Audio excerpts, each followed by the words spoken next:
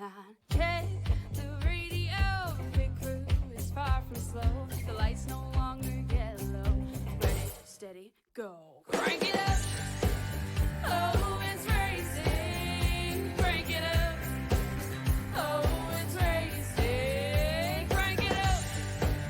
Oh, it's racing. Crank it up. Oh, it's racing. In love with the ride. Burning rubber smells real nice. Fuel it up once or twice. Come on, fast is the way to drive.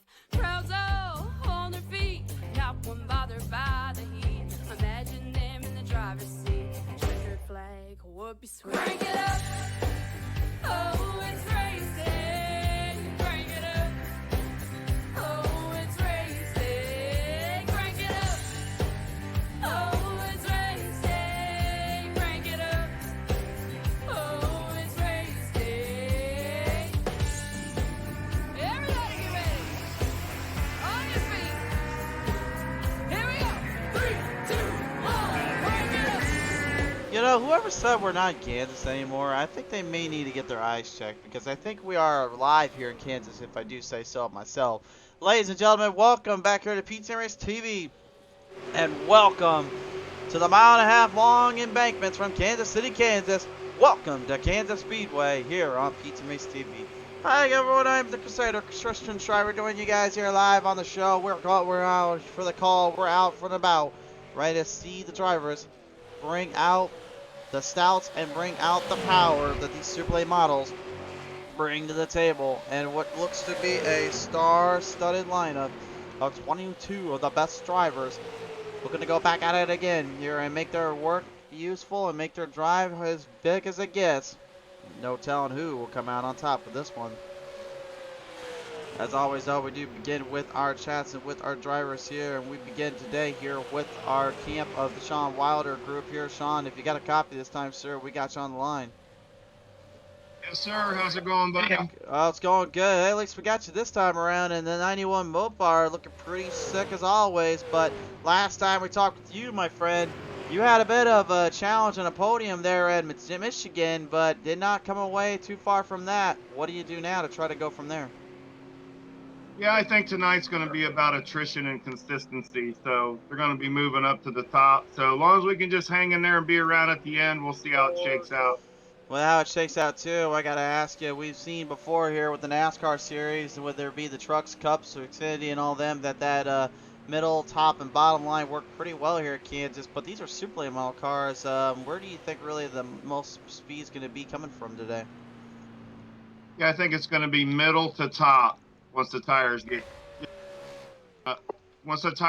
to where they're wearing out and people are searching. You're going to see them move up by the wall. It's really going to be interesting to see here. Sean, appreciate your time down there. Yes, sir. Enjoy the race. Have a great time tonight, guys. Yeah, too. Ladies and gentlemen, Sean Wilder, the Mopar Dodge Machine, factoried up, 91. Yeah, take a listen down here to the rest of our guys, rest of our camps here. Let's listen in now with a driver you guys may know all too well here in the big 00. Gordon Larson Jr. joins us now. Hey, what's up? Going pretty good, buddy. How about you tonight? I'm alright. Well, Larson, you know, we've talked about it before and we talk about it constantly, but, you know, you're one of those guys that's been so close so many times, so close to the biggest spots, but for this track, really, what's the game plan? Just try to keep the nose on it right now. We're a little slow tonight. I'm fixing to kind of make a small adjustment on something and get it back out there and see, but right now we're just going to plan on keeping the fenders and the nose on it and see what happens. Is there a certain reason why the car is not able to keep up the speed or keep up the stuff that you were expecting for this? It's just, you know, steering wise, or either you cause it to burn the right front off of it, or, you know, it doesn't want to turn very well. All right, well, we'll see if he maybe get some quick tweaks and adjustments to fix it out there, but nevertheless, Gordon, thank you for your time, sir. I appreciate it. Gordon Larson Jr., ladies and gentlemen, on the line there. Next on the line, of course, here, the lone lady of our field, Chantel the Throttle Pottle, joins us now here. And Chantel, you know, it's one of those tracks that kind of suits your style when it comes to multi-groove racing, but this also can play into a bit of a fuel and tire strategy. Where do you really kind of lay with that mindset?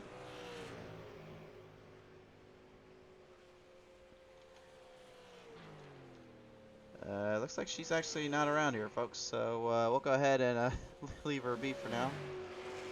They ain't there, we'll leave them be, we'll leave them alone. So we do know one driver is with us, though. That is the guy that pilots the Viagra number 6. Ladies and gentlemen, Eric Blount on the call. Bond, do you have a copy down there? Copy. All right, copy. It's a good sign there. Blount, right now, as you bring the Viagra number 6 out on the track here, I got to ask you, sir, what's going to be your game plan and strategy to really try to take these guys down another notch? Hey, just stay out of trouble and try to run the best race I can. You know, you haven't been to victory lane in a while, and I know you've been trying to really work that Ford Mustang in as quick as you can. Really, do you feel like Kansas kind of gives you a bit of an advantage to try to use up on some of these guys? Oh, yeah, definitely tonight. I feel like we got a good piece, so as long as we can stay out of trouble, and we should finish in the top 5, I'm hoping. For sure there. Well, Blount, we appreciate your time here, sir. Thank you, buddy. Eric Blount, ladies and gentlemen, there on the line, getting ready to get at it and get down to business here.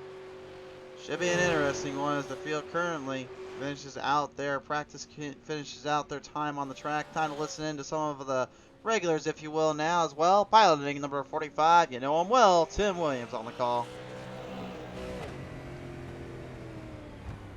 Got a copy down there, Tim?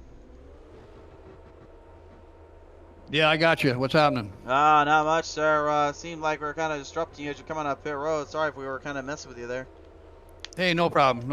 I was trying to get it. For some reason, I don't know. You can't hear me talk if I don't have the Discord showing on my screen. That's all. So I just trying to find the button to get it on there. No worries there. Well, nevertheless, Tim, as you kind of look on and look forward to this one here, I know there's a lot of guys and gals that have been kind of focusing in and honing their craft on the top and the middle line tonight. Is that where you feel like this number 45 machine is kind of set to go for? Tell you the truth, from what I've driven, I haven't done that many laps tonight yet. I got on a little late, but it seems to be holding, I don't know, kind of half top, half bottom for me. So we'll see what happens. Half top, half bottom. Maybe you can elaborate for them.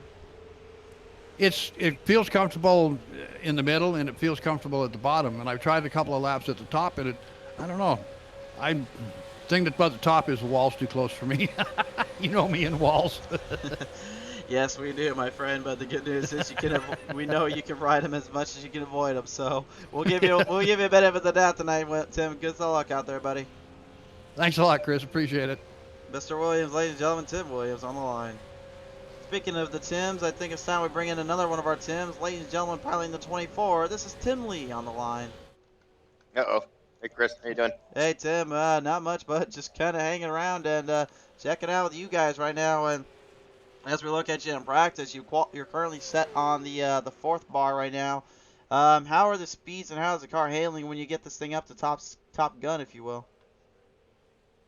Well, you gotta drive this one a little bit.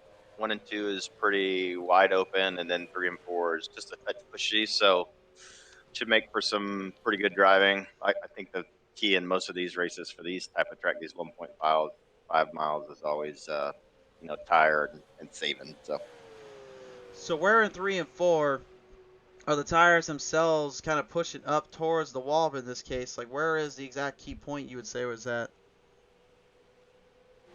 I'd say pretty much right when you're into 3, and if you try to stay on the gas, it'll definitely push up a touch. I mean, you could probably wheel it wide open there if you wanted to, but I don't think it's worth the tires. So I just lift for a split second, and that tends to get the car good and gripped, and then wide open throttle again. Wide open throttle indeed. Well, nevertheless, Tim, right now we are looking to get that throttle opened up here and get this race going down. Best of luck down to you and the crew. Thanks, buddy. Tim Lee, ladies and gentlemen. Piloting in the big M&M's machine tonight as well, race fans. He returns once more, ladies and gentlemen, number 51 driver, Charles Whitehead. Hey, how's it going? Going pretty good here, buddy. Well, I hope to kind of break it to you there, but I mean, Kyle Busch kind of changed that 51 into an 8 this past season, so I don't know how you're feeling about changing that number around sometime. Uh, I'll stick with 51. I'm glad he went to the 8. Maybe it'll help him start winning more races. Yeah, you never know anymore in this day and age. Yes, sir. But speaking of winning races, Charles, we have not been able to catch you winning a race out here on this telecast on the broadcast. What on earth do you got to do to try tonight, maybe to get that dialed in? 'Cause seems like Kansas kind of plays into your style, which is wide open and really hitting your marks. Yes, sir. It does save tires and just take it easy all night. Try to get to the front. Absolutely. Well, your son Brock Whitehead has said he's famous. Well, you're famous, all right. So Charles, best of luck to you, buddy. All right, appreciate it. I guess if you get on the show, we make you famous around here. Hey, I'll take it. Anyway, now back to the show and back to the cost here. One of our drivers that has already been a winner this season, ladies and gentlemen, representing the Western Auto 84, it's Len McNeese. Hey, how we doing this evening? We're doing all right, Len. How about you, buddy? Oh, doing good. How about yourself? No, doing pretty good, bud. So, Len, we talked to these guys already. We've heard a lot about the tires, the fuel, but I just really want to know something. How long do you think that in this race these guys can last before they really got to enter into pit road, or they really got to worry about having to go in at a certain time? I'm hearing different conflicting things on that. A couple of them are saying around 20 laps. Some are saying about 18 laps. So I'm really curious how far they're going to go on fuel, not counting the tires. Now, this being about an 80 to 100 lap race, I presume that probably forces them to really kind of push their hand and push their limit a few times, doesn't it? I think it's going to be just kind of, if you can save your tires a little bit and save that last set for the last run, might be the way to try to do it if it's possible. Could very well be. Well, McNeese, you know a thing or two about saving until the end and winning it out, so best of luck down there to you, buddy. Hey, we appreciate it. And I meant to say last week, I couldn't remember, but thanks to Chantel at Lightning Wrapz for the new wrap job on this car. I like the way it looks. Well, on our end, I could say it looks a little old school, it looks a little retro, but it looks pretty dang good at the end. Yes, sir. I like the way they got it all painted up. Done a good job on it. For sure there. Good luck out there, Len. Thank you, sir. Len McNeese, ladies and gentlemen. Well, one of our guys right now currently hiding out there in the background, ladies and gentlemen, he pilots the big number 15. It is Mr. Jeff Clinton. Clifton, you got a copy down there?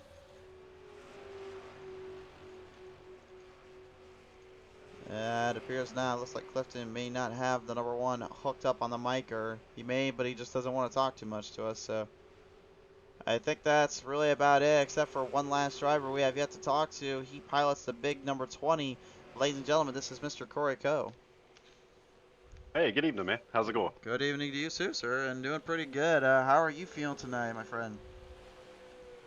Surprisingly comfortable. I hadn't had a lot of practice. That's why there's really not much moving on the board. But I love the track. Run a few laps, felt good. It's really just going to be a game of attrition, in my opinion, because people do get pretty aggressive at Kansas, always have, and we'll just have to see who's there at the end. You think sometimes that could be their downfall, or could be one of those things that messes up drivers when they least expect it?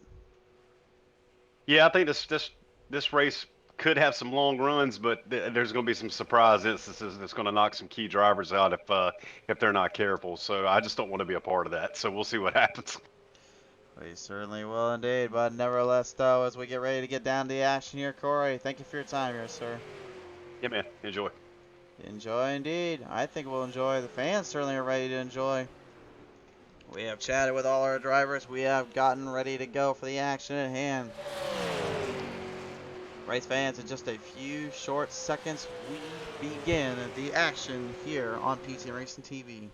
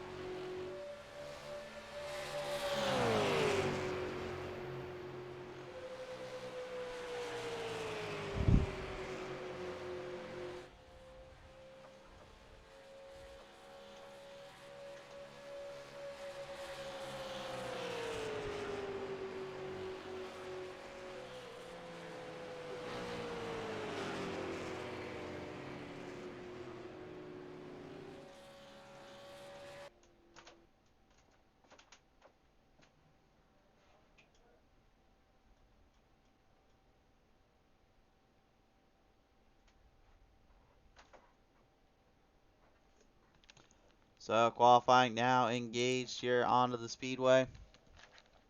Drivers preparing out for their drive.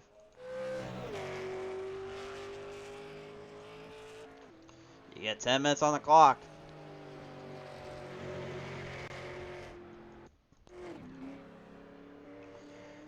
Reigning defending champion, the 17, Derek Paulson, looking to try and get another one added onto his table here. Corey Coe and the number 20 also bringing a little bit of that fabulous Hudson Hornet out on the track. Oh, I love the look of that thing. The big American braced up, chromed out, red designed machine. Tim Lee railing it in, coming out. I don't even know what to say to this one. I'm just gonna call it the Pirates Booty. Michael E. Campbell out there as well. Times are now being set out on the track. Corey Coe looks like he'll be the first one up to set the time and set the bar. Jason Wallach as well with that. We'll see how both drivers perform. Wall comes across the front stretch first. His time will be the highest so far. Todd Poston knocks him off that spot as we get our cameras finally rearranged. A 32.44 though for Derek Paulson sets him on the leaderboards. Michael E. Cable's first time will be roughly in the middle of the pack, 32.55 to start. Gordon Larson Jr. in the double O, Jace Rife, Len McNeese, Eric Blount, Robert Smith, they have all now made it onto the track. John Garrett as well is getting his 66 machine out onto the speedway here for his first go. Corey Coe's final lap not going to be enough. 32.52 will be just under the 32.44 marker set by Derek Paulson, and a 43 by Douglas R. Johnson knocks Paulson off the top of the leaderboard. And a huge position boost up for Douglas R. Johnson.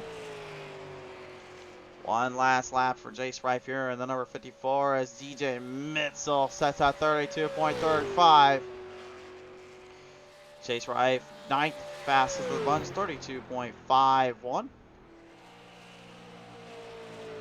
Sean Wilder landing on the 33-second lap time, not exactly what we were expecting from the Dodge factory machine. We'll have to see if he can get that figured out. Robert Smith, also not a very fast time, 33.02. A lot slower than I was expecting some of these guys. The ladies, though, holding up the end of the bargain. Top 10 yet again here for Chantel the Throttle Bottle, 32.50 to start her time. Looking for a faster lap here.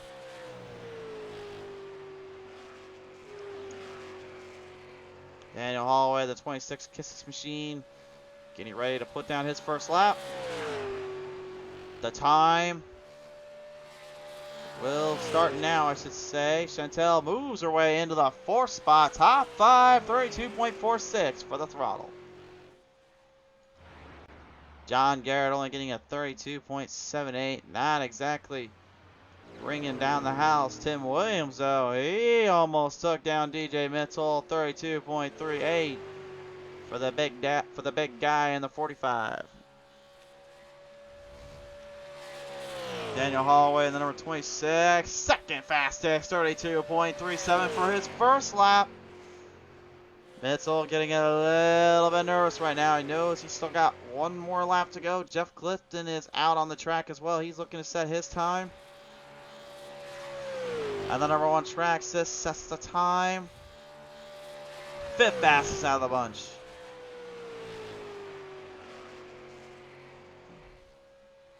One more time around for Holloway. Can he get a faster time? He clocks in. Not enough. He'll still be short.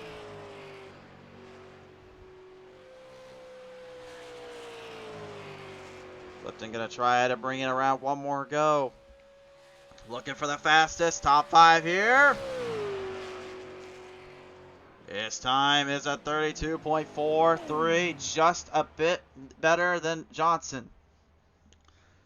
By the thousandths of a second marker, Clifton moves into the top 4. With 5 minutes to spare, very interesting playing field leveled out already. Right now, Whitehead Radford, Pratt, and Lee Norton have yet to lay down a qualifying lap. So we'll have to see if that ends up coming back to haunt them, maybe, or they just don't end up trying to push their limits a little bit. But nevertheless, very strong runs by everybody involved out of the gate.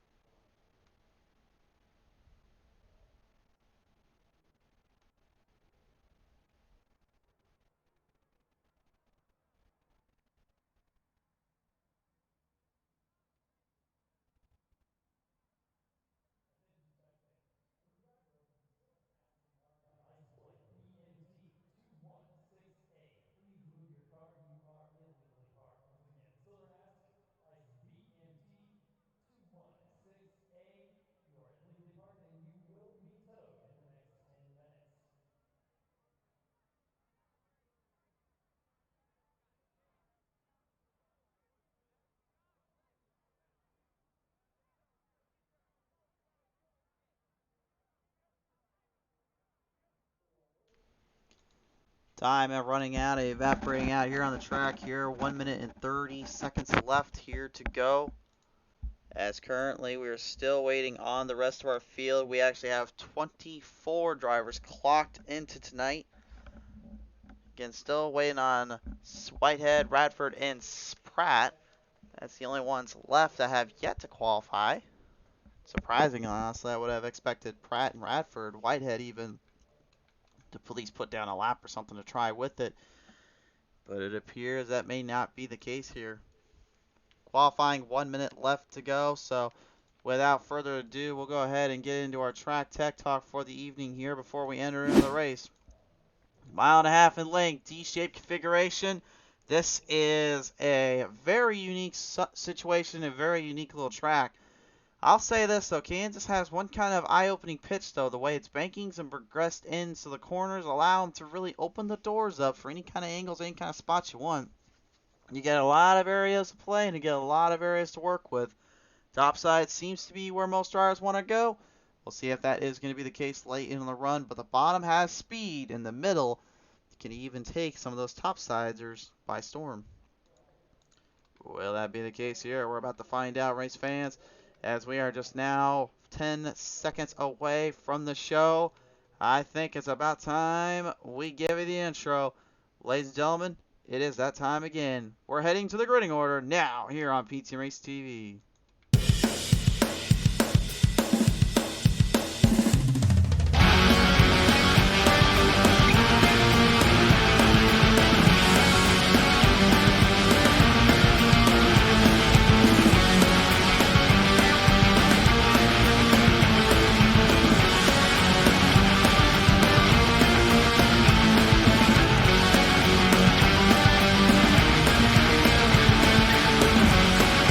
time for the Pit Stall Racing Series.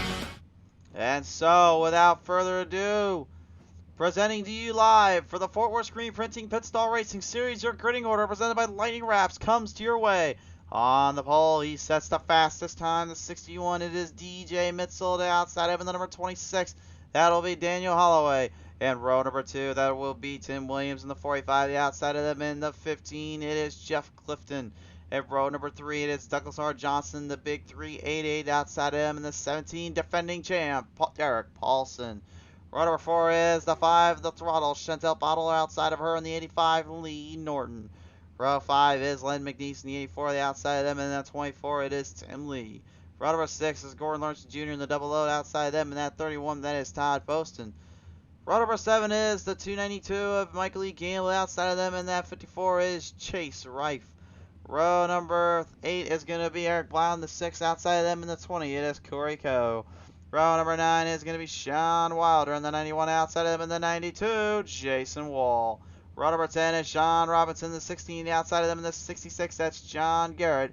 Row number 11 is Robert Smith in the 08, the outside of him, and the 45, it's Michael Pratt. Your final starters in this one. In the 51, Charles Whitehead, and then it will be Ray Radford in the 47.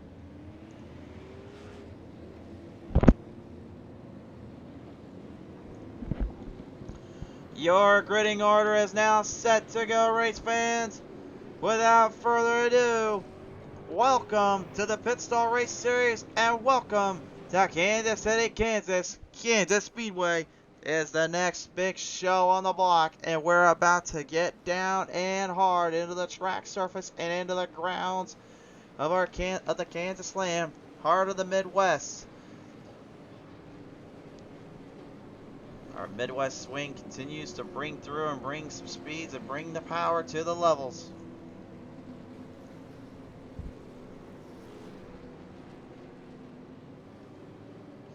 Itzel, no stranger to winning already. He's got a victory in this season. Looking to add another one to his resume. Tim Williams, been a champion before. He's been a winner here before as well. He's looking to get one in today. A lot of guys and gals, though, in this field looking for that first win of the career in the season. 100 laps to the distance. Bring it to him.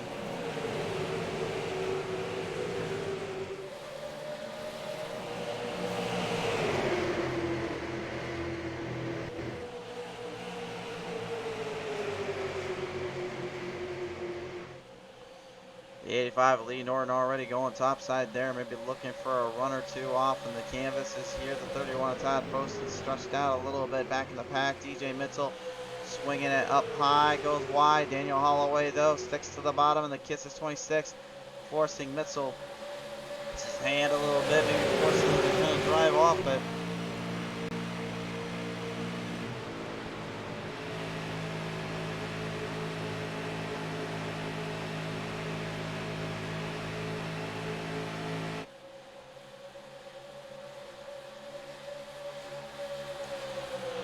Very interesting dilemma right now out of the gate for these guys. Currently, they're looking at multiple planes, multiple areas, and trying to see, really, in my opinion, where is going to be their best opportunity, their best time to strike. And in my opinion, I would say it's when you don't burn up, you flip it too early.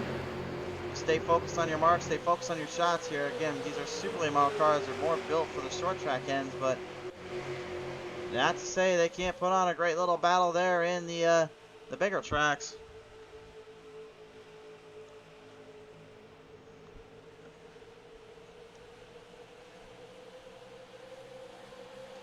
Chase Rife in the 54 already kind of leaning in off of the double O of Gordon Larson Jr. and the 84 of Len McNeese as he passed him on by there. DJ Mitzel regaining the race lead, staying to the top side. Holloway may have did it a little bit off the start, trying to go to the bottom as quick as he did. The 485 there of Tim Williams leaning in through, and Jeff Clifton kind of watching him. I usually would say expect a lot of cross threads, crossovers, and maybe a round or two of slide jobs thrown here. But the problem is, I think they're not going to really have much openings to really do that on. There's not a lot of power to these cars, and secondly, you really got to time your shot here when you get an opportunity even just to make that move. You can see the 5 Centel throttle paddle. She's currently struggling just to get around even the likes of Douglas R. Johnson at 388 as they continue to deal with the pressure there. A little bit of drawback, push back in though. Clifton getting a lot of help there from the 388. Johnson currently trying to stick to him. DJ Mitchell though is your race leader as we go back on board with him.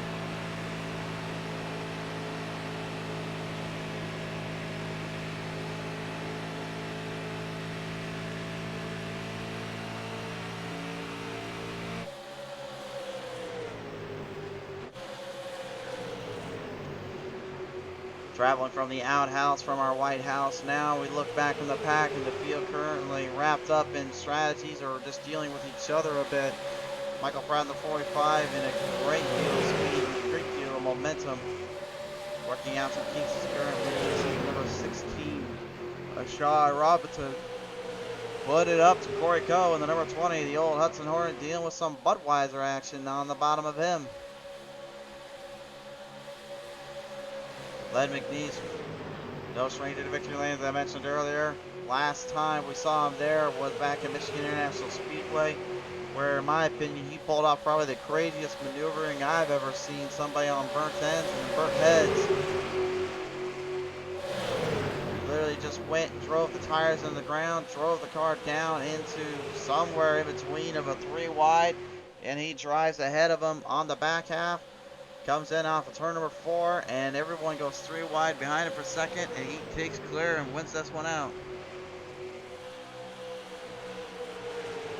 Joshua Gossett on board with us. He's calling the action with us too. He says if 61 stays on the inside, he is gone. He's talking about DJ Mitchell. Well, I don't disagree with that strategy, and I don't disagree with that mentality. However, I will say, if they do catch him, I have a theory they may end up having to introduce him to the old bumper or two. These super lates don't like to get ruffled up too much, but you gotta ruffle up a few fenders to make use of your work here. That might be what they have to resort to.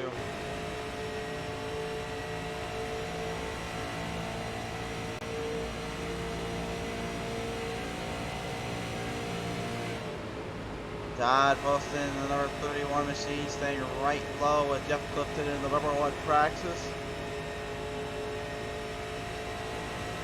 And you can see too just that little burp of the throttle. You even hear him just kind of getting right in and out. He's trying to get the car to kind of take a set, but as soon as he did that, watch that draft just kind of float right by him. He lost all that speed and momentum, and he didn't even realize he lost it here. Caden Robinson saying the number 16 is my dad. Well, Caden, great to have you on board, and you know, your dad is right over here. He's not doing too bad, actually. He's keeping that Budweiser 16 in good use as he puts it there to the mad scientist himself, the 24, Tim Lee.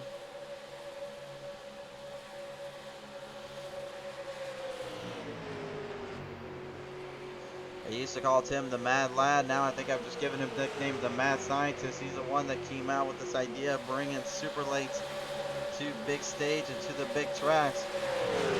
Something that we have not seen in any form of real life motorsports since literally the sportsman division in NASCAR.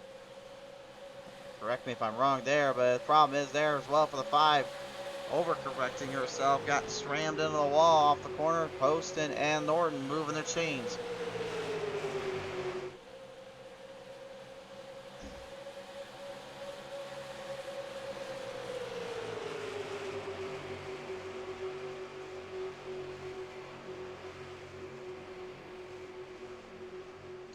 Yeah, Clifton, I'm kind of surprised right now with his actions, kind of with the K95 machine.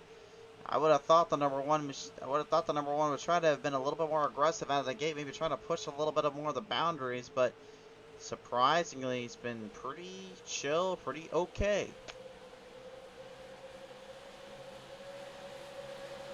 Gaines saying number 16 is really good, he might win. Well, that's definitely a challenge, my friend, because I said there's a few guys here that should have already been in a trip to victory lane, but they haven't been there yet. Your dad's got a lot of work to do, but he is 6 spots up, so I have to give him the honor of hard charger so far. He's tied with Pratt on that, and currently he is also 6 spots up as that contact between Clifton and Johnson ruffling up a few feathers and making things maybe just a little bit more interesting here.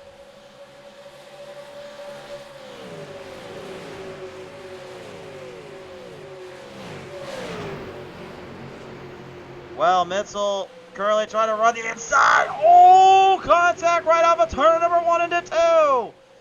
Daniel Holloway, the 26, gets the love tap from the 45 of Tim Williams, and I don't think Williams meant to get him that hard, but I don't think he meant to rattle his cage either. All that speed Holloway just had, just kissed it goodbye. WeNet's now intervened to the PTM instant replay. Let's take a look at the replay here and see what on earth happened as they came around that corner. It appeared from my end that maybe just a little too aggressive into the corner was the cause for the number 45. We take a look at it here. Look at the rear end, slides out. Look at the front, just goes right up. Very slight contact. Very slight. But you know what they say sometimes. Slight is still contact.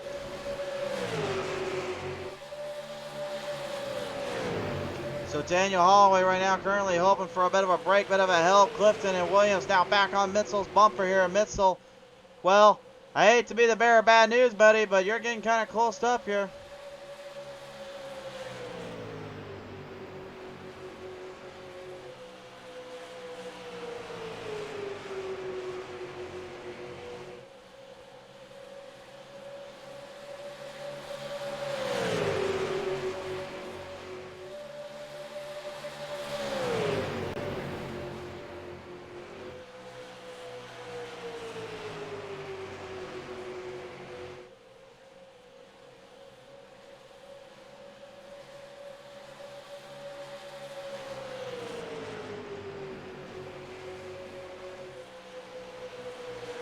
Drop down, drop low. Oh, I said earlier, I don't think we're expecting many slide jobs.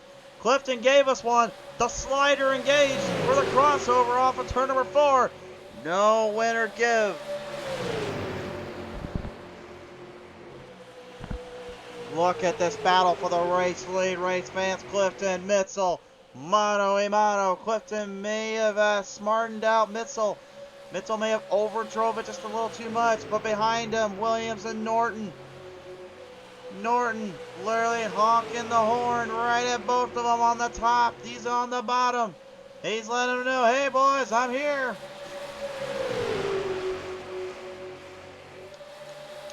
Joshua Gossett saying, just wanted to rattle his cage.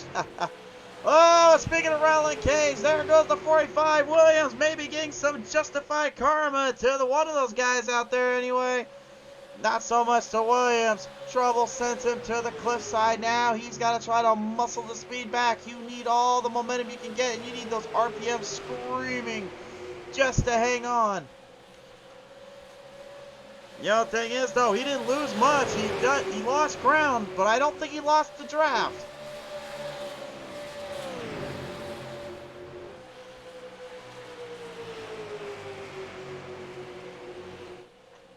Man, these guys have got to be itching for some tires right now, or itching for some help, anything to get them out of this mess.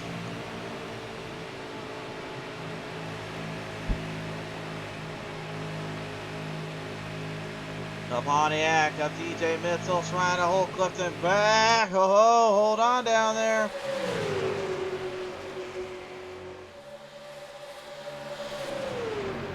There might have been a few cages rattled there if they're not careful. Pratt is now 10 spots up into the distance. Sean Robinson 8. The hard charger belongs to Michael Pratt at the moment. Remember, Pratt, by the way, he started 22nd. He's in 12th right now. Robinson started 19th. He's currently 11th. These guys are flying. Mitchell, first to pit road. He's the first to blink. New leader, Jeff Clifton.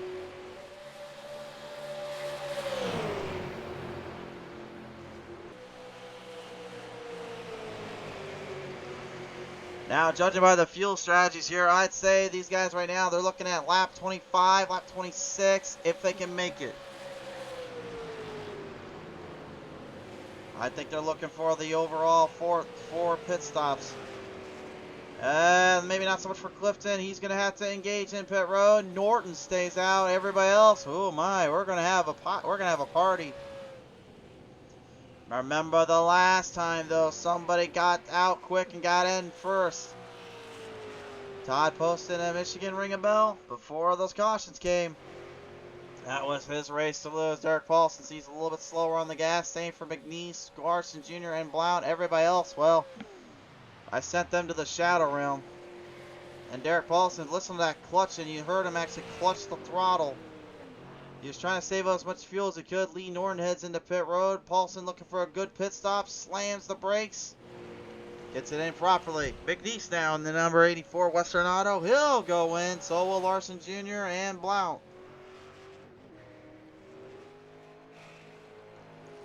Ooh, how about this too? Mitchell went in first, but Clifton's out first. Clifton's time pit road, surprisingly, was only about a 13-second stop. Mitchell was about a 44.10, but a 13.22 time, so he may have had problems getting in and out of pit road. That's going to cost him dearly.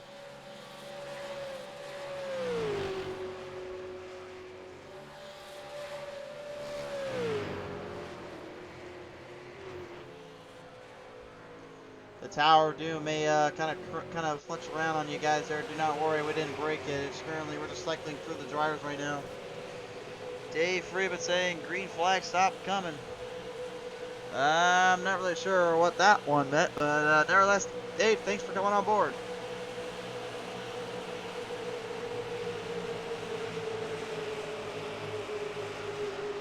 Well, Daniel Holloway wasting no time getting back up to the pack here, and who's behind him? Well, the 45 and Tim Williams. Holloway, I'm presuming, probably has no love for earlier for that 45, so Williams, careful what you wish for being in this group, my friend.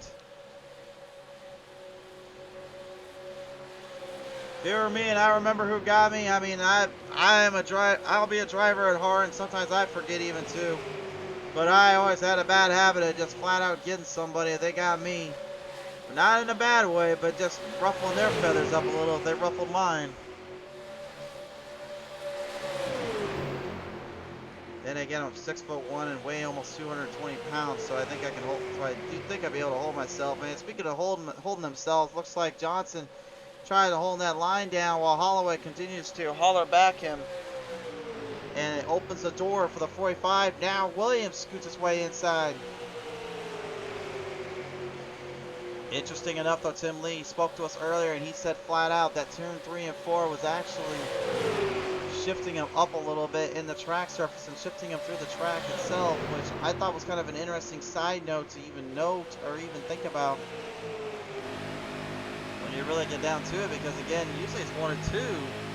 I always said the corner 2 was always, no matter what track you were driving, that was the worst part of the track because you had that little back stretch exit. Whereas turn 4, you had at least a little bit of a gap to kind of work with. The best lap time so far is set down to a 32.41. Who set that? The big 388 of Douglas R. Johnson.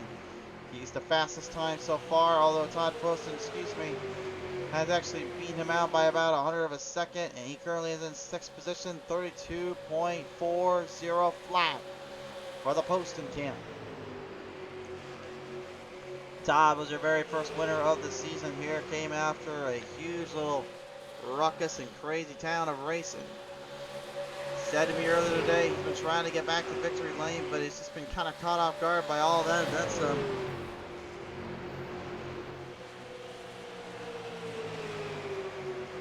Eric Paulson, the MF Racing Designs, 1 lap, fresher set of tires. Why not? Scoots it ahead, and Lee Norton and Todd Poston already realizing their mistake here.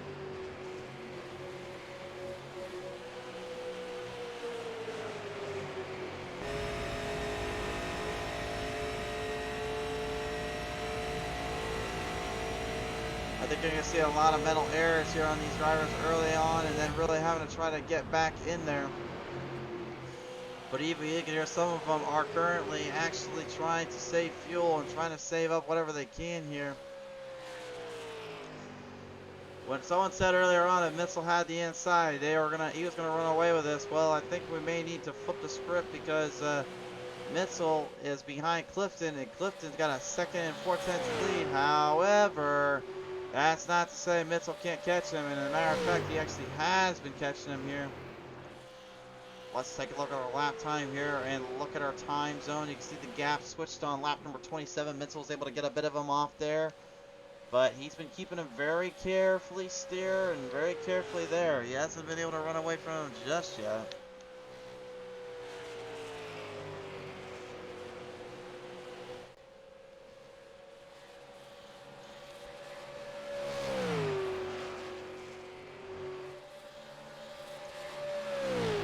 A 0.2 of a second gain there, so it looks like Clifton may be starting to figure it out here. The rest of your packs right now currently spread out in between and far beyond. Some just throwing whatever they can at the wire or whatever they can at the wall. Pit stops were definitely not too kind to them as they got in and out. That's kind of the big deal you really suffer through, is when everyone heads into pit road at a certain time, you really got to find your opening, find your key shot, and hope for the best. You need that pit crew, you need that team ready to go at your top best and at the top notch level if you want any chance to win out here, and they know it too. Wilder nearly giving the 5, a little rattling of the cage, bumping, running, but no, not to be off turn number 1. Speaking of turn number 1 in Kansas and bump and runs, I mean, how can we forget about what we'll probably witness the next time out here on tomorrow night? Our YouTube event with the Misfits iRacing League. I'll get more into that in a minute, but right now we got a battle between Pratt and Pottle. These two, well, let's say the least, they know each other quite well. But Pratt seemed to have forgotten there is a corner there, ends up slamming the wall. And now the big red, white, and blue Wounded Warrior Project gets a little bit more wounded up on its 45. Tears up some equipment, tears up some dreams. He's trying to hang in there with his crew and unfortunately lost it in the turn. Problems for him. As I was about to say though, what we could watch next time out on Friday nights, of course, is the Misfits iRacing League and their Truck Series. And it was here we saw a bump and run on the last couple laps determine the winner of that race. Will we see the same results pop up tomorrow night? Find out with us live on our PTM Racing TV YouTube channel. Daniel Ross Porter Jr. saying, Pratt, keep moving up. Well, he was moving up, but then he kind of fell back a little, slammed that wall, and that slowed down his momentum completely in this race. Wilder right now currently throwing everything, jab, and throwing everything at the wall, at the throttle, Chantel Pottle.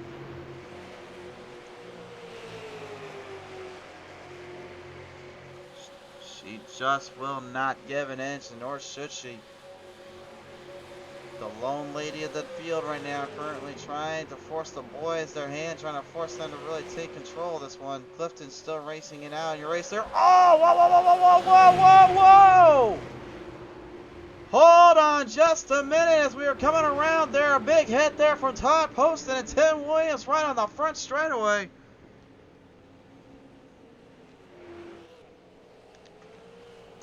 And our first caution of the day nearly coming halfway into this race, and Poston cannot be a happy camper there. Tim Williams involved in 2 situations now. And you kind of start to wonder what went wrong there, or what went down exactly in this case. Revisit the PTM Instant Replay presented by Fort Worth Screen Printing.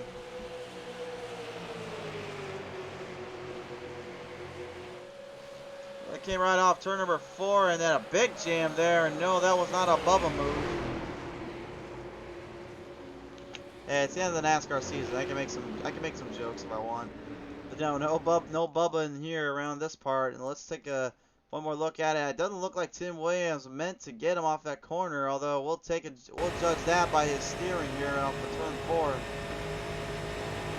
So here's Poston. You can see how close he is.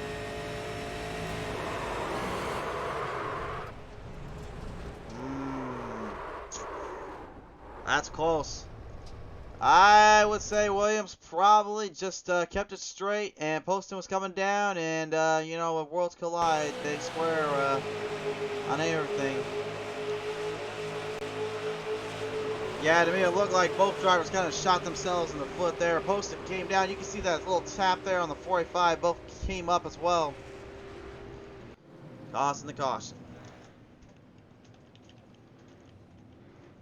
Well, I've heard of trading paints, but I've never heard of swapping fenders.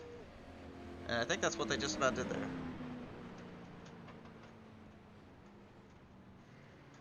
Okay, and Robinson saying, Robinson, keep moving up. He's trying to get his dad rooted on. Joshua saying, alright, hopefully Mitchell uses his caution wisely. He does. He's first one out. His pit stop time shows a 10.68 second gap. I think that means he went in and took some tires. Lee Norton will be out second. Duncan Star Johnson third. Fourth will be Michael E. Campbell. Fifth will be Jeff Clifton to round out that in the camp. Ray Radford did not go into pit road. It's our first caution of the day. Ray Radford looks like he's trying to extend his life out on the track.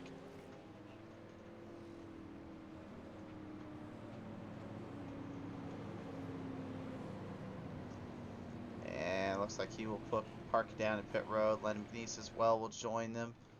And I think McNeese was hoping and praying for a bit of a chance to stay on the lead lap. That does not look like that's going to be the case. DJ Mitchell will now be your new leader once again here as we are just approaching halfway. Race fans, if you're enjoying the show and you enjoy the content, be sure to give us a like and a follow here on our Facebook. Subscribe on our YouTube for the live action to come tomorrow night as well, if you have not already by viewing this here today. We appreciate you guys and everything and then some.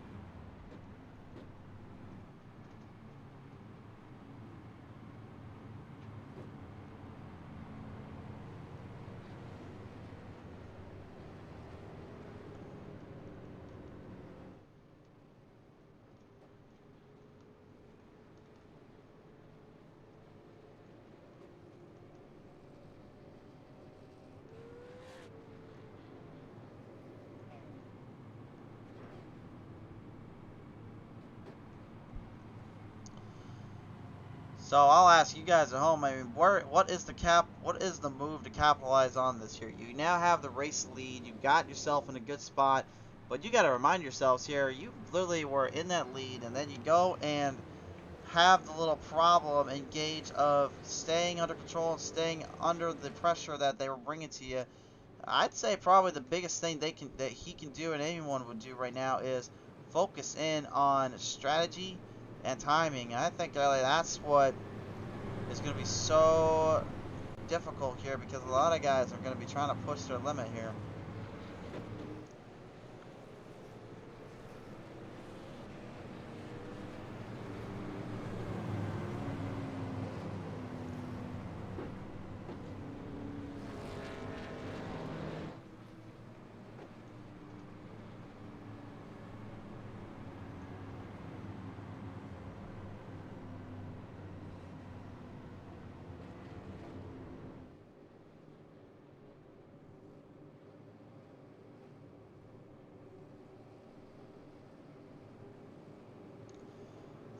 Double file back up in position now. We return them off to the track on the back stretch.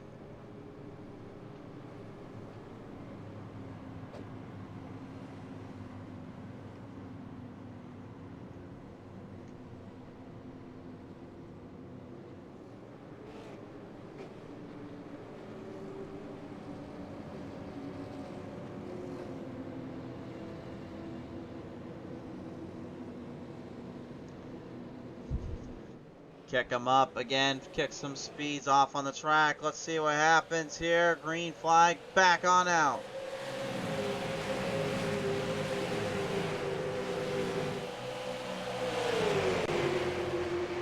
Looked like maybe a bit of a rough start there for the leaders up ahead. Anybody spun the tires out of the gate, but it seems like now that we kind of got that sorted out, Lee Norton in the 85 has already moved the chain 6 spots up, looking for the 61.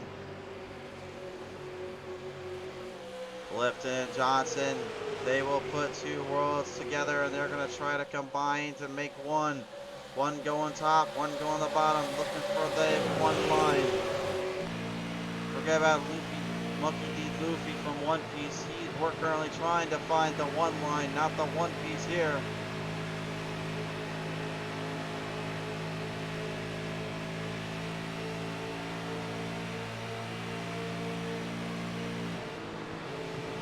Guys, that saying Logano stayed up front most of the race, pushing as hard as he could. Hopefully Mitchell does the same. I don't discount him for saying he's going to push it as hard as he can. My problem though is it looked like earlier he was pushing as hard as he could, and they caught him with that draft and then forced him really some more troubles. If anybody got him or clipped him just a little bit, he'd have been in trouble.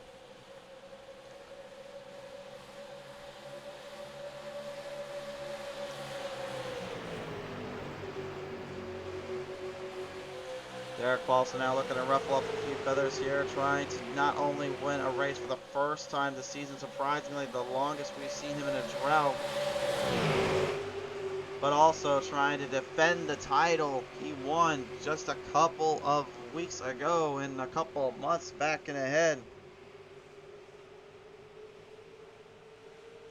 But to go back to what you said, Gossett, I do agree with what you're meaning by Logano, because Logano, he ran as hard as he did when he had to win that race in 2020. I believe it was 2020 against Harvick and Byron when they caught up to him. But I would say the biggest difference between that 550 horsepower package or Cup Guard or these packages of these super lates is the super lates, they have a more edged out, kind of a little bit more of a flattened out surface. So the aerodynamics are actually able to push that rear end to the spoiler of the car, which allows more speed and more momentum to gather forth and push in.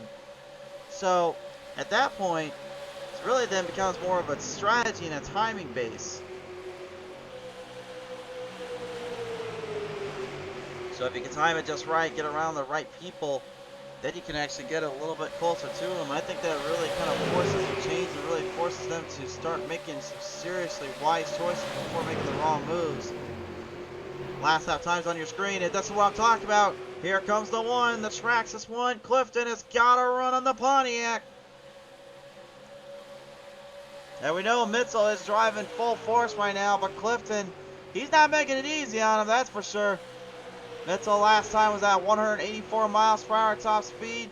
Clifton is at 187 miles per hour thanks to the draft, side drafting off, side by side. That time it was Mitchell by a nose.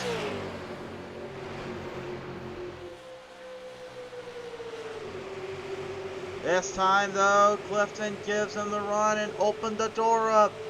Now Mitchell looking to regain composure. He's back on the draft, looking for the movement. He's looking for a place to strike, looking for a time to make the move. A whole field of pack drivers in the house right now are going for broke here. Even Chantel Pato, Sean Robinson, Corey Coe making a little bit of a trip from the shadow round to the top spot.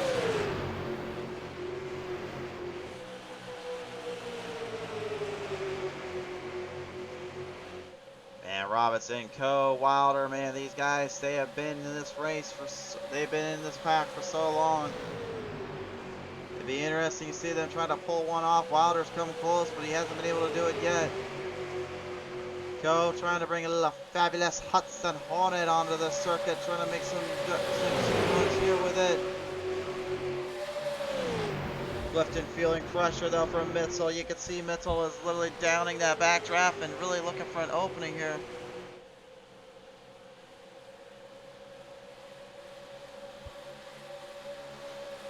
Goss is saying, I got you. That drive really does help for sure. You got to stay in top 5, then a few laps, make it last lap pass for the win. Even then, Goss said, if you ain't got tires or you ain't got a little bit of extra fuel in there, it's extremely difficult just to even do that.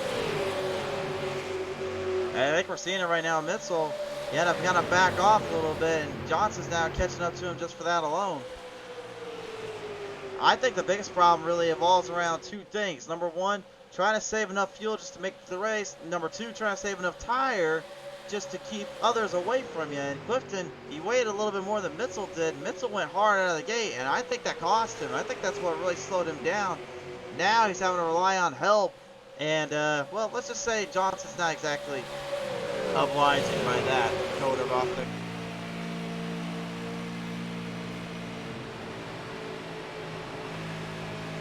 Well, you can see how far they are running that outside line, running that outside wall. They have no choice, really. They got to keep momentum high. They got to keep the speeds going as much as they can. You can see Derek Paulson, number 17, working his way down to the inside. Lee Norton currently struggling to hold him back. Paulson shortening up the track, but again, how much is he using the tires up to do that?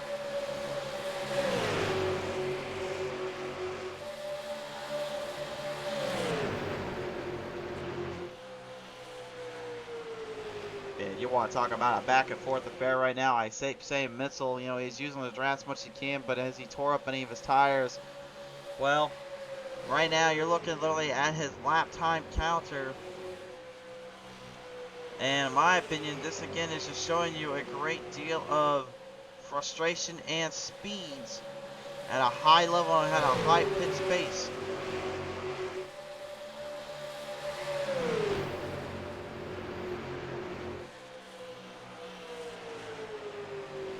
Another gain there. You see 23 thousandths of a second gain off for the number 61.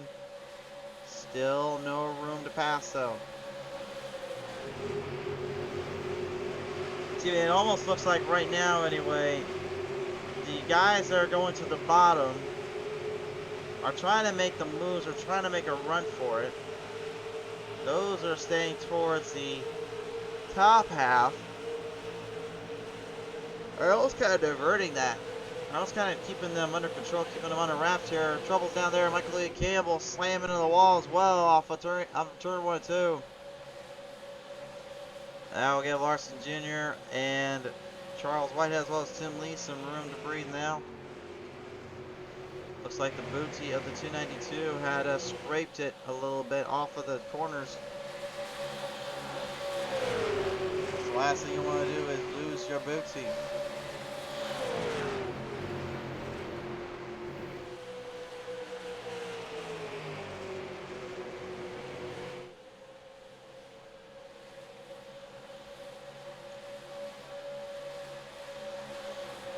And talking about this right now, Sean Wilder in the 91 Dodge Mopar machine. He has absolutely played this field in. He's made an extremely good comeback just alone in this race. Get where he's at and get where he's going. And he's putting the pressure on. Oh, Robinson though, into the wall. Slammed hard and slammed badly. Robinson's okay, but he went in pretty deep and pretty hard. Got a piece of the 5 Chantel throttle paddle. You can see the nose actually clipped up badly on her end. She's going to need to get that fixed if she wants to keep aero speed up. Robinson literally slamming the wall right off the corner. We barely caught it as we're going around. Here's one more look at it. Even Norton got a piece of it. What's this? Drove up a little too hard, a little too quick. I honestly think if Pottle wasn't there to kind of save him, he would have lost a lot of speed. Downside though for Pottle, you saved one driver, but you didn't save yourself very well, and now that's going to cost her big time. Norton looking to capitalize on that idea.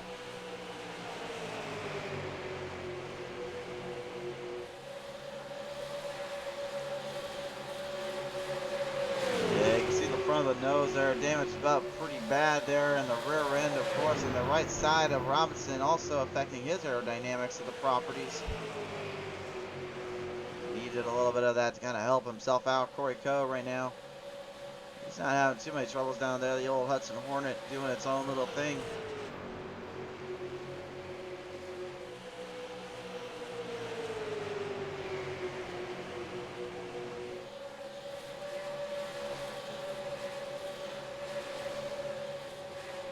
Lee Norton, Jason Wall, the first to blink here into pit road. Jeff Clifton and DJ Mitchell still at each other's throats. Neither guy wants to lose to the other, to say the least.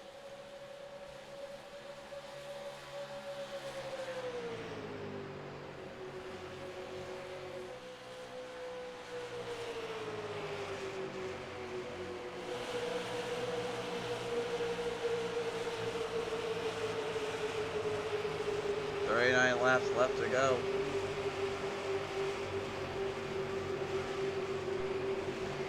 Joshua got set saying he was going to pass on watermelon style. I think you're talking the hail melon. I still think I like what one of my coworkers gave the nickname of, which I can't say on air, at least not that I'm aware of, but it stands for BTTW. Caution flag is out. There's problems down on the track. Looks like we got one around. I believe that's Sean Robinson this time, and it is.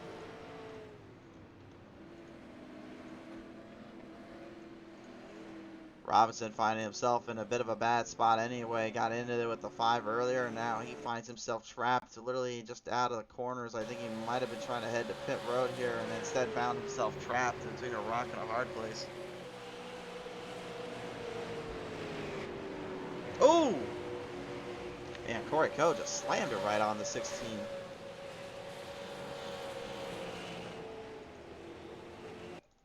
Looked like even seeing Sean Wilder looked like he was trying to get out of there quickly before he got caught up there. We'll take an inside look here at the number 16, make sure we knew what he was doing. Well, try to go to pit road. And then he got a little wake-up call. It's like, no, you're not going to pit road. And Corey Coe had a little disagreement with him.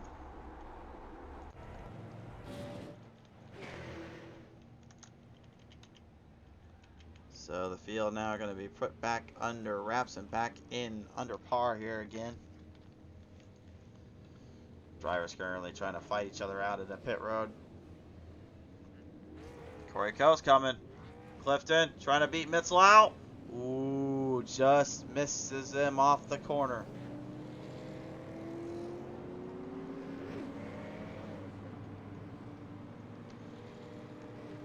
Rodney Gerson coming on board saying good, clean racing tonight. Rodney, thanks for coming on board. Race fans, when we come back, we are not done here yet. There is still some room for everybody to make their mark and make their shots known. Who will make it known first? Find out when we return. Tonight's race here for the Pit Stop Racing Series has been brought to you in part by our friends at Fort Worth Screen Printing.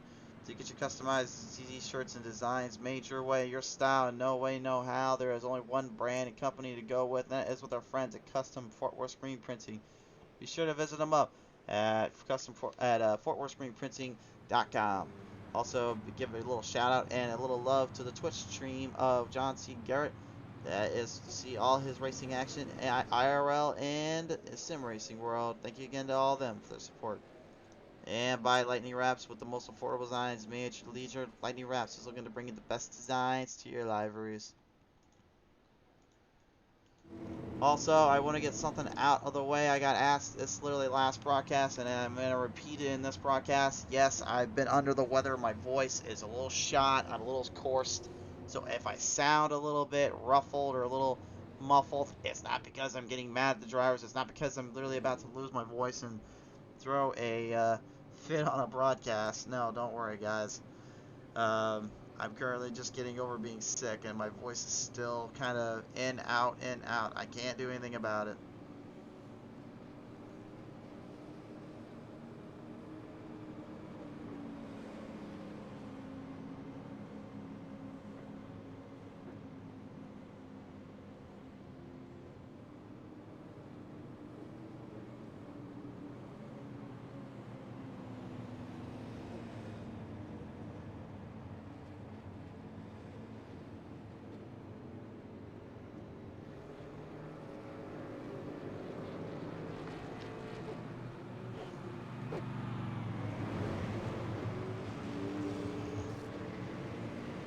Well, 66 out of 100 laps will now be put in the books this next time around.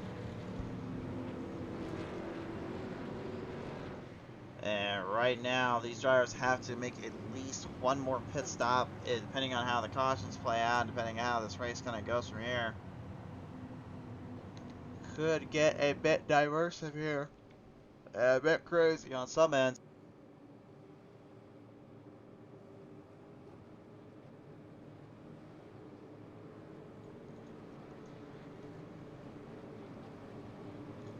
But ultimately, it all boils down to one thing, and that is who is going to mask and attack and really bracket this thing around.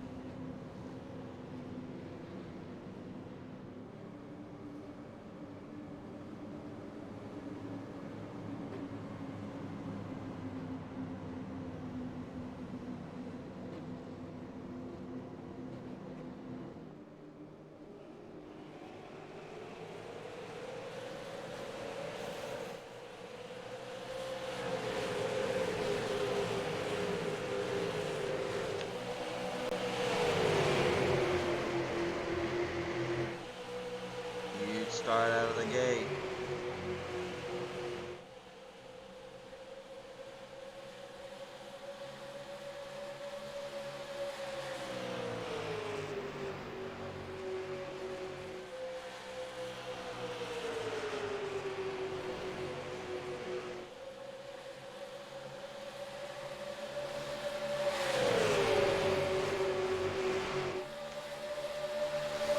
Bit of a hot start there out of the gate for Clifton and Mitchell. Mitchell, though, once again putting foot under a fine little line. Clifton going to the bottom, trying to throw a slide job at him. Battle for the lead again between these two. Clifton still searching for a win here. And Mitchell, that's not what you want to do. Into the wall, goes to 61, and now his lead completely destroyed and tarnished. Clifton for sure now back in the race lead. Daniel Holloway looking to get back at him. Remember earlier on, Daniel Holloway had a great car and a great sense of speed, only to be ruined, if you will, by a slight little mishap between him and Tim Williams. Holloway is putting the pressure on the number one, maybe looking for a slide job, maybe looking to put even more work on him.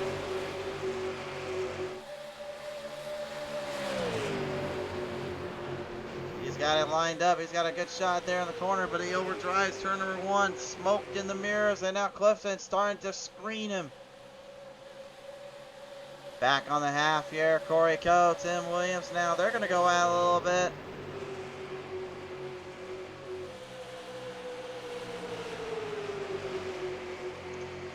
Five getting her damage fixed up on her end, so now her car is all set to go to really deal with the aerodynamic properties that Kansas is going to bring to her. The whole field right now wrapped up in one big jumbled up ball of excitement and chaos. Even Charles Whitehead, he's the hard charger of the day. 13 spots up for the big 5-1.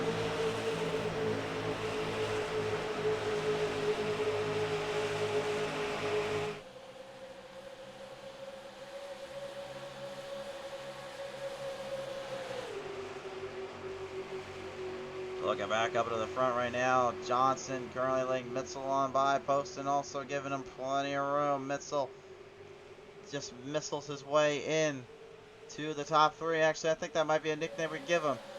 DJ the Missile Mitchell. What do you guys think? The Missile? Is that kind of Mitchell's category? Because he literally flies like one. He can brace through the air like one. So I don't know. I think the Missile, DJ Mitchell, is a pretty good nickname for him. Kind of cheeky, I guess you could say too. I guess that's speed. Oh, Spaghetti Cheeky. Posting up a little bit. Todd Poston getting stretched out into the wall there. Opens the door up. The 5 cent up bottle and Tim Williams, the 45. Take control. Double trouble for the Poston camp.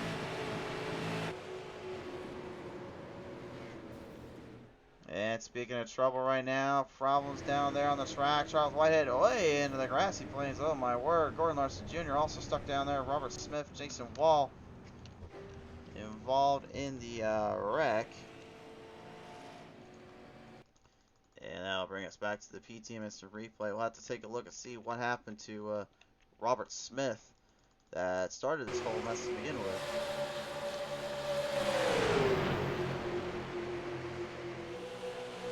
Look at this, verge of 3 wide-handed. And looks like the 51 overdrove his corner. Even so did Lee Norton. And there goes Smith. Oh, watch out. Oh, my goodness. So that was for sure what happened there, but not completely sure what else happened after that. Let's try to keep our eye on Lee Norton here in the 85. We had a camera on him.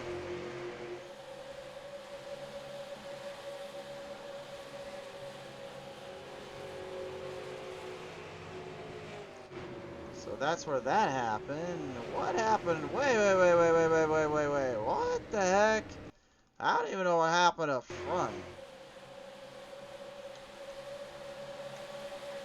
So that's where that happened.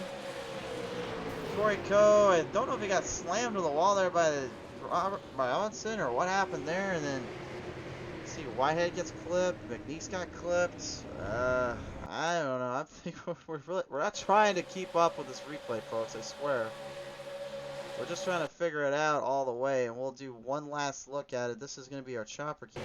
This is the last look we'll give you.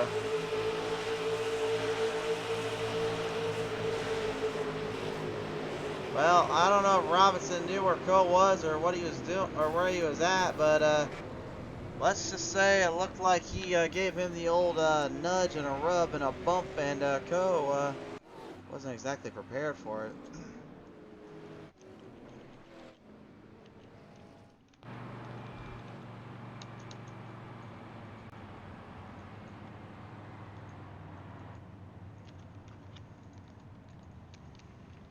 Well, I said earlier on they were going to have at least make one more pit stop. This is pretty much going to be that last pit stop. Or it could be for somebody. I think these guys are going to try to stretch this out as long as they can.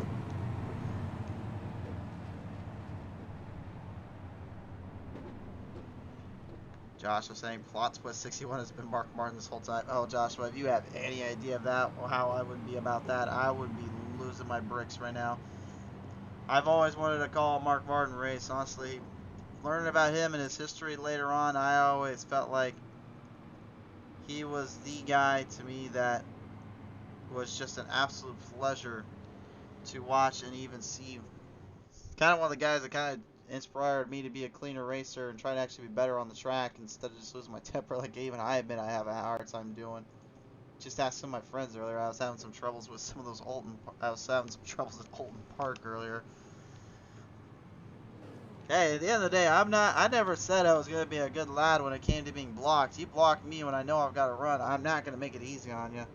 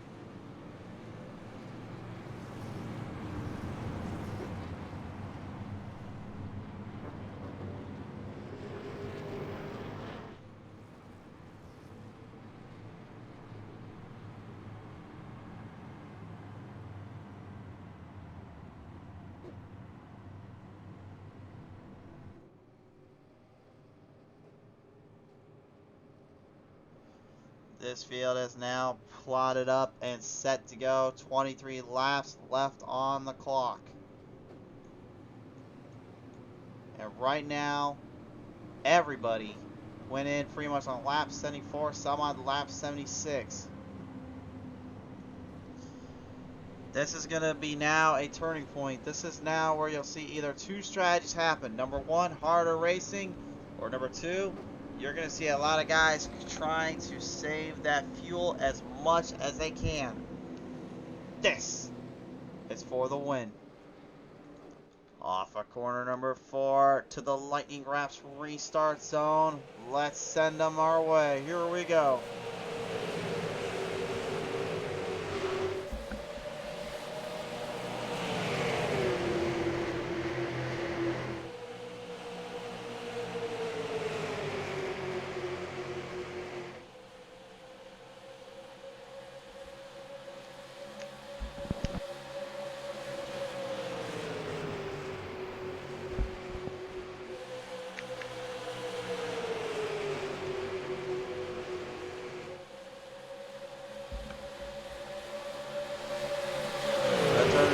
down the peak, down to the final corners we go. It is anybody's guess, anybody's race. 22 laps left. Poston back into the wall. He's stuck again.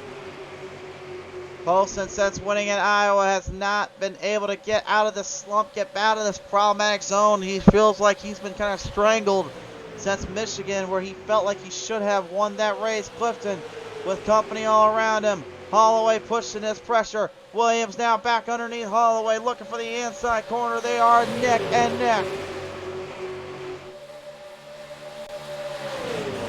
Johnson and Pottle, they're just kind of hanging around back here. Pottle trying to do the unthinkable and win this one out.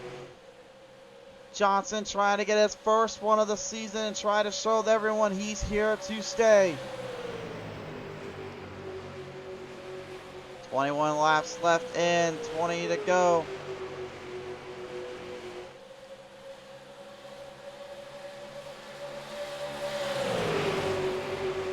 Holloway is in a bad spot right now, and he's currently trying to get out of that little spot he's in. Williams and Johnson are making it so much more of a difficult scenario for him. They are starting to leeway from the back. Michael Pratt, what on earth? He is blocking the daylights out of DJ Mitchell. Mitchell, the missile is coming. And he's got a target. That's that number 1 of Jeff Clifton.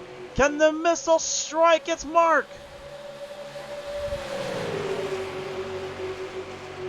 Remember though, they are currently running on a bottom line fuel limit. They are in a desperate situation. Strategies are going to need to be upheld, and they're going to need to focus in very, very carefully if they want any chance to win this. Look at the eyes, the determination there on the number 26. Holloway is literally dead set and focused. You can see just in his heart, he's not giving an inch. His helmet may not be taken too seriously, but his eyes tell a different story. He's got a lock and got a keen sight on Clifton. He's just trying to find the right mark, the right shot to take the Hershey's machine ahead. Johnson blocking the run for the 5 of Chantel Bottle to get back ahead of him. She's not quitting and not giving up. Johnson stuck on the top. Here goes the 5. And the Lightning Wrapz RBR machine is starting to push and dictate the pace.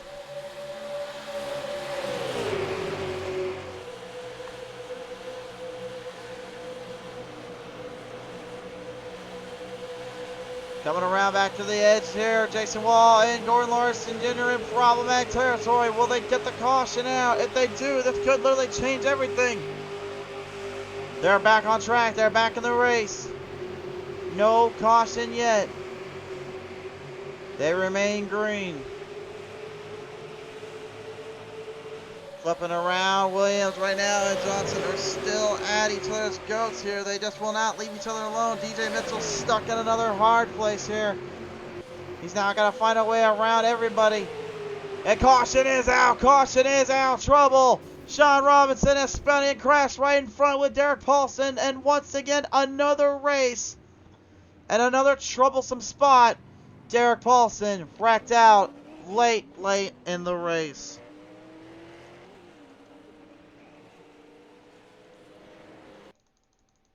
The defending champion this entire season in every single race so far has been caught off guard in a last-minute wreck. Looked like Robinson just overdrove it, and he didn't realize how far he was and clipped the 17 entirely. Robinson completely dishing it right at him. I don't know if that was just a blatant move or if that was a blatant mistake. Either way, that was a bit off for my taste. Look at it again.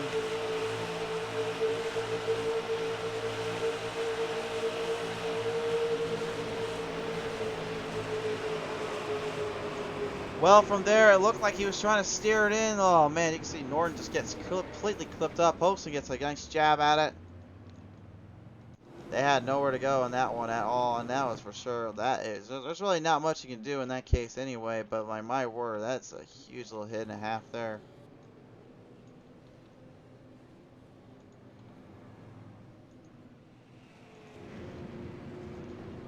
Daniel Holloway, DJ Mitchell, Michael Pratt, Todd Poston, Sean Wilder, Eric Blount are going to stay out. Ray Radford as well will join them. Len McNeese, Tim Williams, Ray Radford.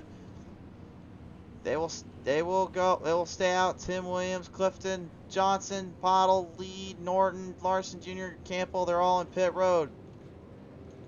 Clifton's out first.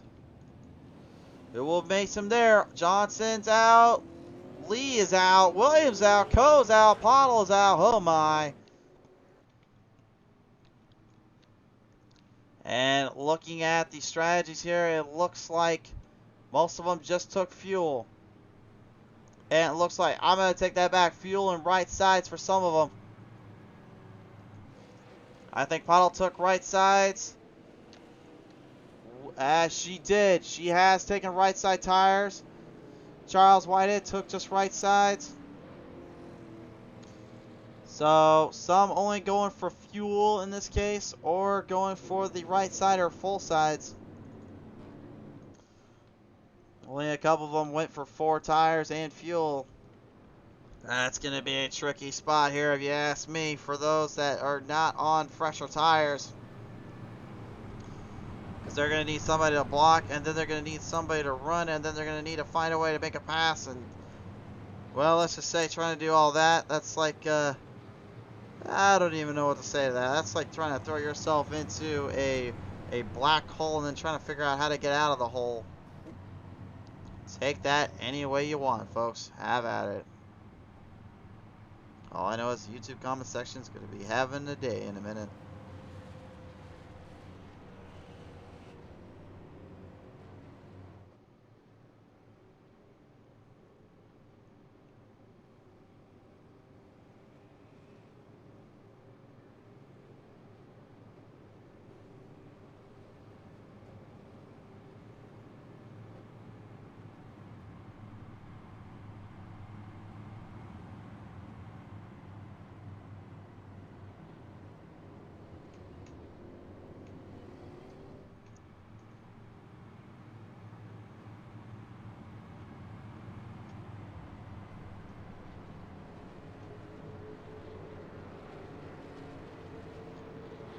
Paulson definitely frustrated, as you can see in the comments section here. Paulson, I know definitely the frustrations are boiled over, my friend, but just gotta try to talk it over with those guys at the end of the race, and if you can, try to leave it out of the comments. I know the frustration is definitely there, sir, but we certainly appreciate you coming on board at least and coming on to see the race and you having a little time here with us.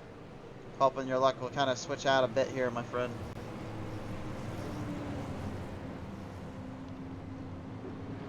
When we come back to the green, we'll have 11 laps left.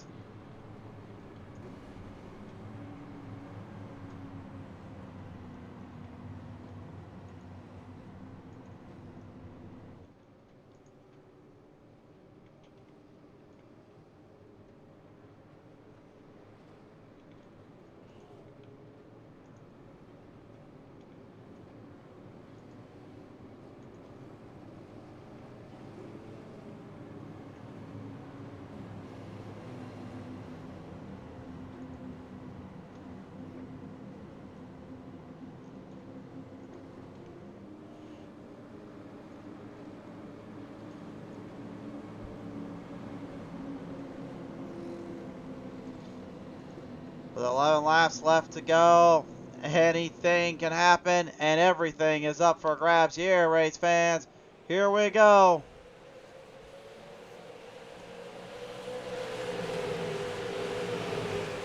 You're going to watch drivers on burnt versus drivers on fresh. Which one beats it out? You can already see which pack is currently on burnt and which one's on the freshes. And the freshes are literally getting hamstrung back behind packs here. Those on the freshes right now doing everything they can. Look at this. Michael Pratt, a huge run on the inside. He's got something for him. Pratt, where on earth did you come from, sir? The 45 is literally trying to deliver the Wounded Warrior Projects machine to the front of the back, but Mitchell is trying to be the missile and launch himself to Holloway. Holloway with about a half a second lead over the camp of the drivers, though. Right now, he might have something locked up. If he can stay focused, stay on target, he's got a good chance here.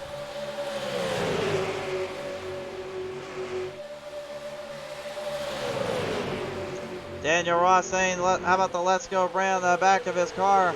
Is that really on the back of his car? I had a look. I thought that meme finally went the way it should have gone. Well, nevertheless, though, Pratt currently still dealing with the pressure on Mitchell. Is really Mitchell not too kind and fond of what's dealing with him right now. Pratt is looking for a top 3 and looking for a win if he can. Has yet to been able to pull it off here. Top 5 on your screen. They'll crisscross, they'll flip-flop around a little bit. Look at this 3 wide on the back half. There's Clifton stuck in the middle. The meat of the sandwich, taking the meat of the brunt. Because Blount is pushing himself to a limit here. Those that went into pit road made a big mistake, in my opinion. They did not think too far about what these guys were going to do ahead of them. I think they're expecting another caution or some more help. I don't think they're going to get it. 7 to go. Those right now up ahead are currently moving chains further as they go. Top 5 on your screen still. And right now, Sean Wilder, 12 spots up. He's second to the first of the hard chargers. Pratt is your hard charger with 19 spots. You're not going to beat him out there when you start 22nd. And you're literally running the top 3 right now. Todd Poston, though, now the Village Bank trying to bring it back home. He's got a run. He's got a seam. He's got Pratt right up on the top of the seam.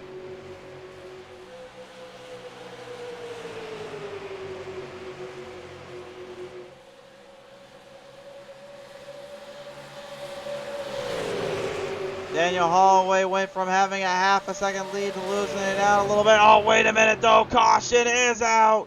Caution is out. There's trouble. Radford has crossed on the front straightaway.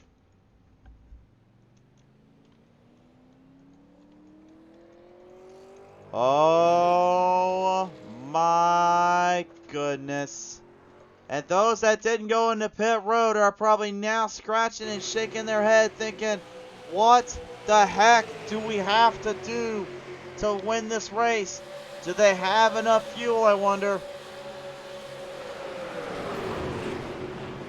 Giles Whitehead gets into the 47 there. Mike Lee Campbell goes for a little bit of a ride there, and it looked like Radford didn't quite see where Whitehead was coming from, nor did I think even Whitehead knew what he was up to when it happened.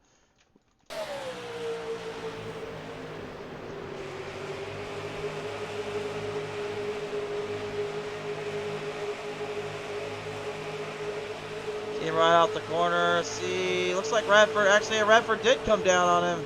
Whitehead had no idea what was going on. Indeed, he didn't.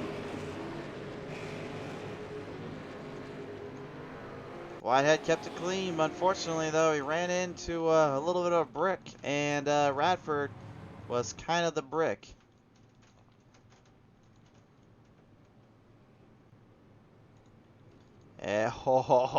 Mitchell playing games at everybody now. He's playing mind games with these guys. I think he's trying to lure some drivers in, trying to see if he can get somebody off his tail. He doesn't want anything to deal with them.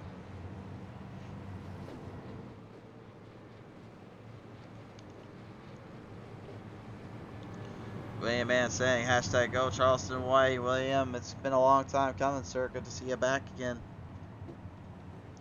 Gossett loves the caution. He's looking for Mitchell to win this one out. Holloway now is going to have himself all the room and the problems he's going to get.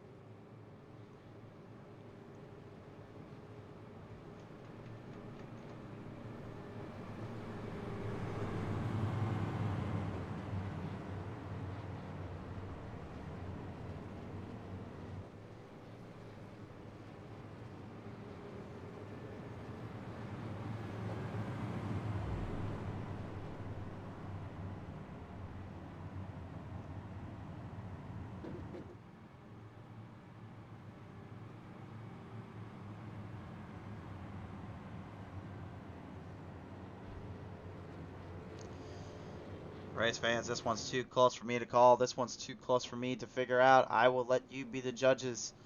Who do you think's going to walk away with this one? Do you think it is the number 26 of Daniel Holloway? Do you think it's the 61 of DJ Mitzel? Do we have one for Todd Poston? Does Michael Pratt have one last miracle left in him? Or does Clifton have another shot in the dark? Or maybe even a wild card? The Wilder, Sean Wilder and the Dodge have anything? You be the judges. I want to hear you guys in the comment section down below. Let me know who you've got, what you're thinking. We are now entering into the green, white, checkered stage.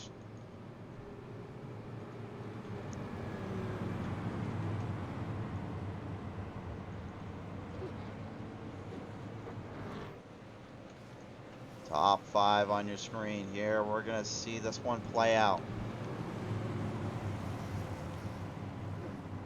It is too close to call.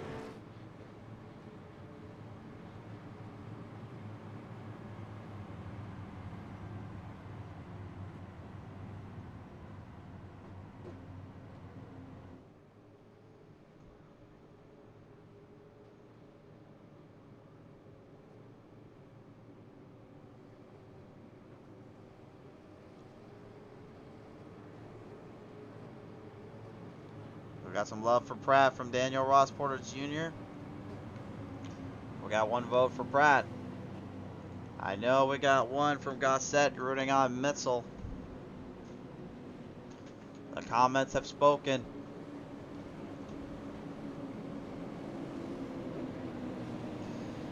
We'll see if any of those guys are your picks to win. We'll see if any of them pop up with the victory here off of corner number 4 this time around. To the Lightning Wrapz restart zone. Holloway, a strong restart back to the green.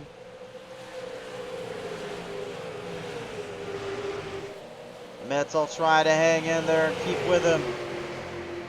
Holloway immediately to the bottom. Trying to run the gauntlet. Mitzel and them trying to hang in there. They're going to draft as much as they can, but I think that start may have sealed it for him, but he's losing ground now.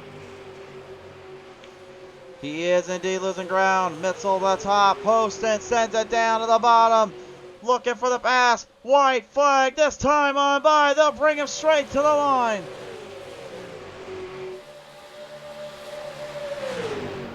We've had a new winner nearly this entire season. What's one for another one?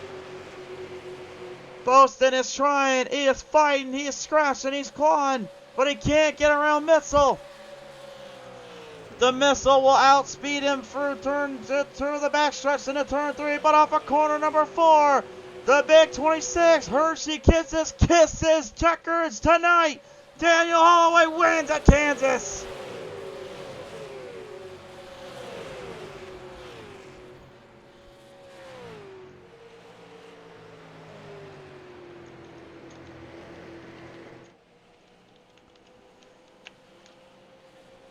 What a performance. And what a drive for the man out of Merrill, Wisconsin. Daniel Holloway is going to reel it in and bring it home. Victory lane celebration is in order for the man in the big 26 Chevrolet.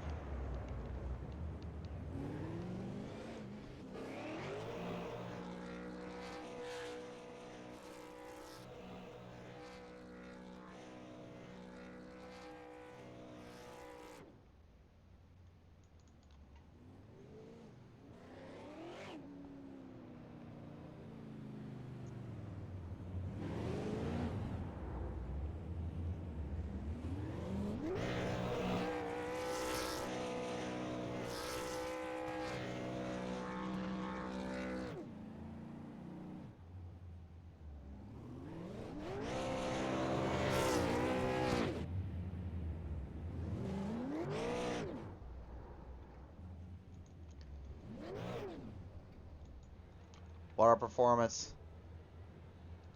A long, hard-fought race, but it comes comes to the wire. It comes clean to the finish. Your race results on your screen. Holloway adds to the growing number of new winners this season. Mitchell will take a runner-up position this time. Todd Boson going third. Another podium, but another runner-up. Clifton goes fourth. Michael Pratt, hard charging, 17 up. He goes fifth. McNeese will go sixth. Seventh will be Wilder. Eighth to Johnson. 10th, 9th to Pottle, and 10th to Eric Blount. That will round out the field. The top 10, the rest of your finishers on your screen as well. Race fans, what an absolutely wonderful performance here by these drivers. Absolutely chaotic, and you just never knew what was coming next. Well, boys and girls, how about it? Let's listen in. Your top 3 with us now. In the number 31, he represents it well. Todd Poston will take home another podium today. Todd, congratulations on that. But, you know, it looked like from that start, Holloway got both of you, and then it was just a war between you and the Missile Mitzel. What was going through your mind there when you got late into that run?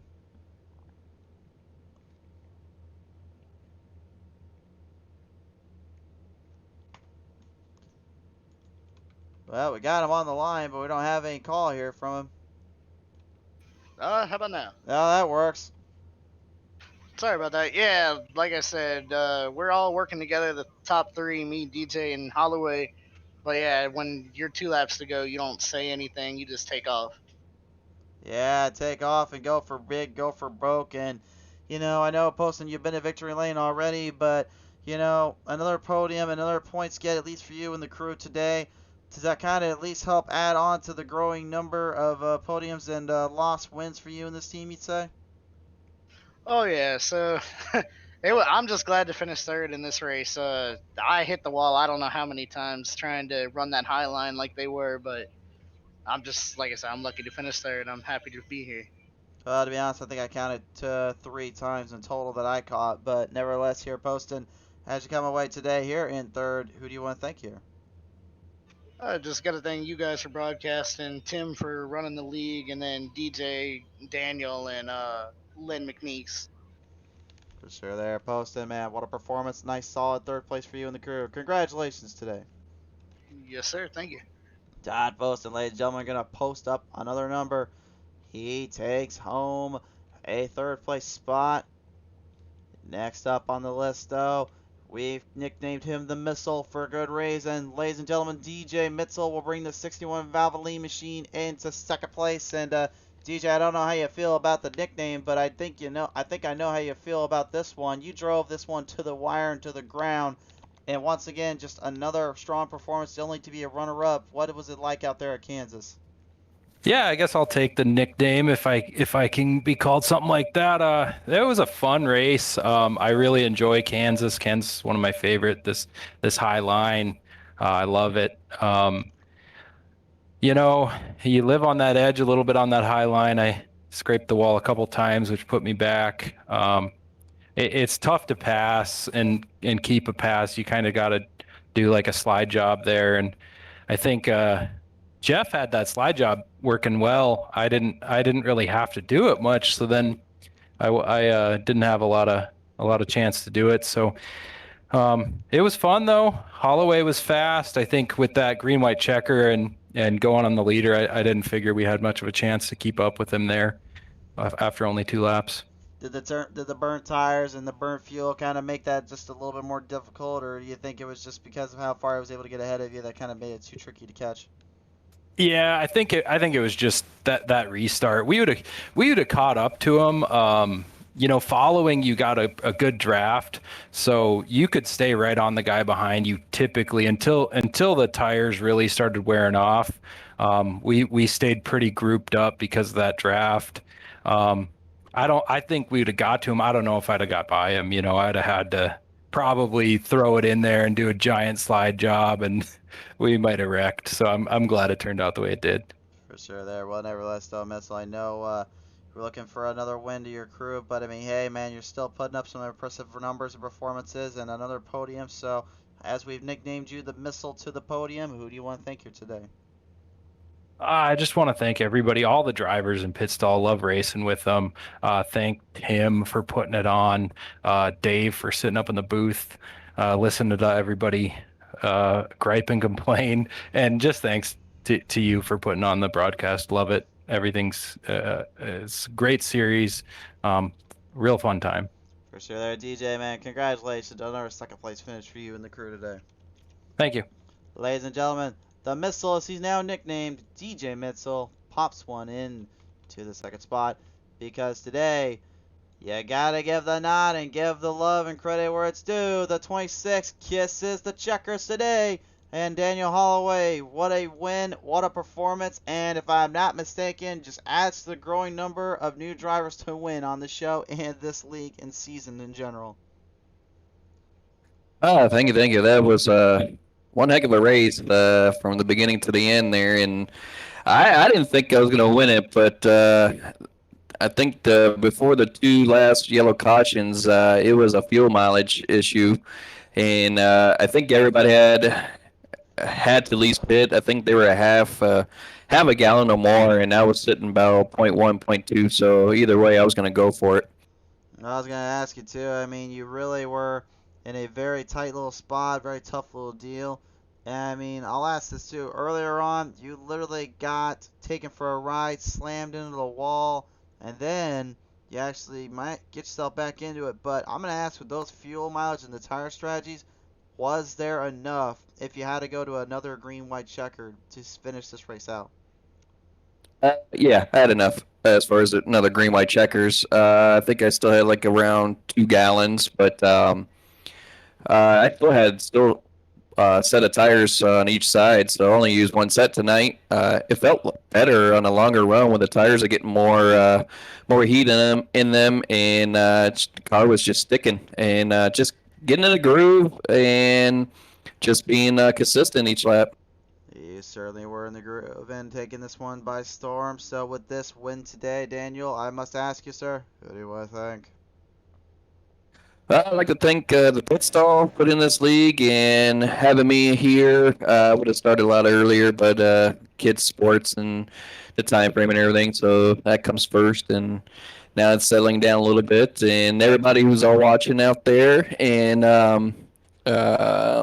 honestly, I don't know which broadcast name you are, so I do apologize on that. So I'm still learning the broadcast that you're doing right now. I just want to thank you up in the booth and everybody out there that's watching, my wife and family and friends out there. Well, it makes it feel better. Just remember the name PTM Racing TV, and I think you'll remember this one in Victory Lane here on the show. Congratulations, sir. Thank you. Yep, that's it. I knew there was PT something, but yeah, got to thank you up there in the booth too, bud. All good, Daniel. Congratulations on your race win today, buddy. Yep, thank you. Daniel Holloway, ladies and gentlemen, will take this one down in town to Victory Lane. That'll about wrap it up here today for your action coverage. A big thank you to our friends at Fort Worth Screen Printing and Lightning Wrapz for their support and the show. To you fans out there, thank you so much for coming on board. Without further ado, I say goodbye, good night from Kansas. Thank you so much for tuning in.